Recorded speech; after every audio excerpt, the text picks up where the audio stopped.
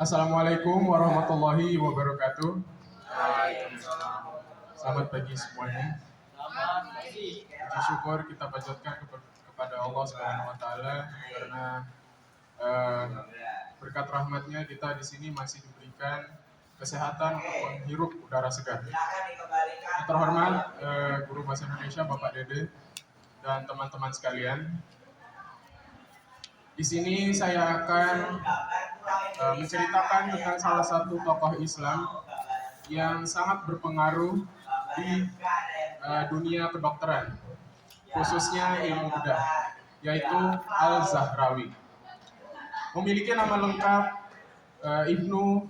Abu Al-Qasim Khalaf Ibnu Al-Abbas Al-Zahrawi, panjang sekali. Dia dilahirkan pada tahun 936 Masehi di kota Al-Zahra, 9,6 km dari kota Cordoba, Spanyol. Dan sekedar informasi, Cordoba ini menjadi salah satu kota yang disebut-sebut sebagai permata dunia abad ke-10 dikarenakan banyaknya ilmuwan-ilmuwan tokoh Islam yang lahir di Cordoba ini. Jadi Al-Zahrawi ini merupakan keturunan Arab Ansor. Kalau ada yang tidak tahu Arab Ansor itu apa? Arab Ansor itu adalah sebuah suku yang tinggal di Madinah yang pernah membantu dan melindungi Nabi Muhammad serta pengikut-pengikutnya. Jadi dia merupakan keturunan langsung dari orang-orang itu dan menetap di Spanyol. Beliau menghabiskan hampir separuh hidupnya untuk mengembangkan ilmu bedah. Jadi di bidang kedokteran dia mengembangkan ilmu bedah dan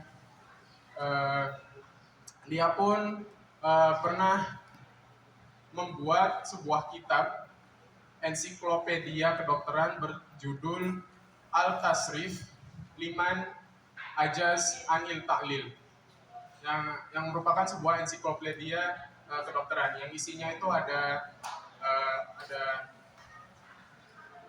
oftalmologi. Oftalmologi itu berkaitan tentang mata, ada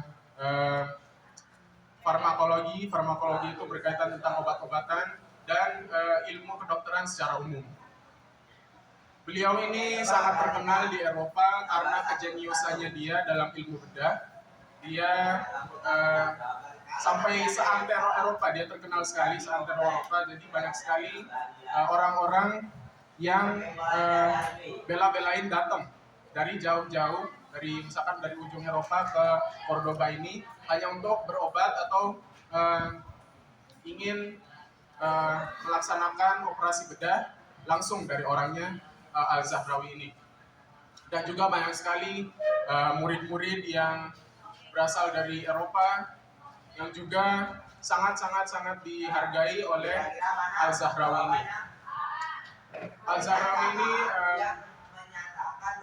karena keterkenalannya dia, karena dia terkenal sekali dan juga kejeniusan dia dalam ilmu bedah, dia ini diangkat sebagai dokter kerajaan pada masa dinasti Al-Hakam II.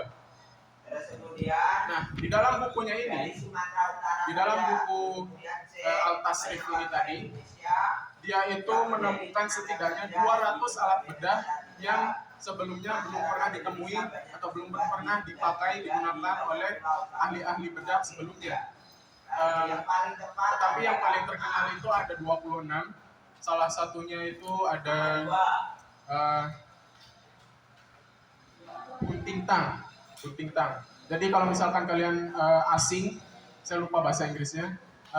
Gunting tang ini mungkin kalian pernah melihat medical drama gitu atau video-video operasi bedah gitu. Kalian bisa melihat ada gunting yang ujungnya itu kayak bengkok gini. Nah, tujuannya itu bukan untuk menggunting ya, tapi untuk menjepit sesuatu. Jadi misalkan ada benda asing di dalam tubuh, ahli-ahli bedah ini menggunakan gunting tang tersebut untuk mengambil benda-benda asing tersebut agar tidak langsung terkontaminasi. Nah, dia menemukan peralatan itu. Ada ada juga pisau bedah. Pisau bedah saya yakin kalian tahu, pisau tajam yang buat menyayat tubuh manusia. Kemudian ada sendok bedah. Nah, penemuannya ini semakin dikembangkan dan orangnya ini sangat-sangat terkenal gitu sampai berabad-abad berikutnya. Karena yang dia temukan ini merupakan sebuah kemajuan dalam bidang kedokteran. Karena pada masa itu Eropa ini mengalami zaman pertengahan atau bisa dibilang zaman kegelapan. Kita pernah belajar tentang itu, zaman kegelapan. Dan dia ini menemukan dan pada masa itu memang banyak sekali tokoh-tokoh ilmuwan Islam yang menemukan atau yang istilahnya terkenal karena memang Eropa pada saat itu sangat membatasi ilmu pengetahuan. Di sisi lain tokoh-tokoh Islam tersebutlah yang berjaya gitu. Kira-kira mana Presiden membuka acara perayaan Waisak di Kompleks Al-Zahrawi ini Waisak kita Pak menghabiskan atau mendedikasikan hidupnya untuk membantu orang-orang. Biasanya dia membantu orang-orang yang terkena penyakit, yang membantu orang-orang korban peperangan. Dia dan di kotanya sendiri, di kota kelahirannya itu ada tidak kurang dari 50 rumah sakit. Karena memang semaju itu penemuan Al-Zahrawi ini. Penemuan satu lagi yang terkenal itu adalah catgut. Ada yang tahu apa di sini catgut? Tidak ada? Masih terdengar asing sekali ya. Catgut ini kalau dalam bahasa Indonesia-nya itu yaitu benang bedah. Jadi kalau misalkan kalian pernah lihat ada luka sobekan besar dan itu kan dijahit. Nah, benangnya itu disebut catgut atau benang bedah. Benang bedahnya ini juga bukan benang sembarangan karena benang bedahnya ini dibuat dari kalau pada zamannya Al-Zahrawi ya, ini dibuat dari usus sapi dan kambing. Jadi kan halal gitu ya, soalnya memang orang Islam. Dan dibuat dari usus kambing dan sapi.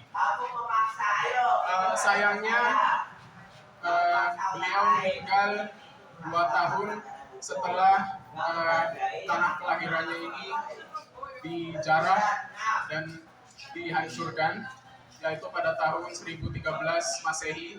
Yang meninggal di kota Cordoba 2 tahun setelah tanah kelahirannya dihancurkan. Tetapi dan ternyata Al-Zahrawi ini merupakan generasi emas terakhir oleh para tokoh-tokoh ilmuwan pada saat itu, dan mengikuti generasi emas terakhir itu era kegemilangan dinasti Umayyah. Pada saat itu juga ikut sirna. Jadi bisa dibilang Al-Zahrawi ini adalah sosok ilmuwan terakhir yang sangat berpengaruh gitu terhadap ilmu pengetahuan khususnya bidang kedokteran. Nama beliau ini masih sangat dihormati sampai dia ini ada punya jalan kehormatan.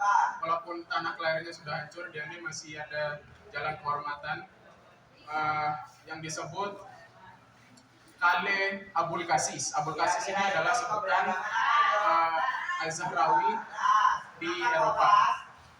Dan juga rumah tempat tinggal dia ini dilindungi oleh cagar budaya,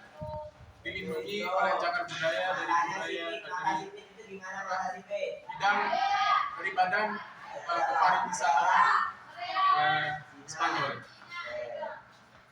Jadi kita bisa simpulkan dari cerita ini bahwa kita khususnya sebagai umat Muslim sangat harus mengingat jasa-jasanya gitu, karena mungkin tanpa dia kita tidak akan punya kemajuan dalam bidang kedokteran ini seperti sekarang. Gitu.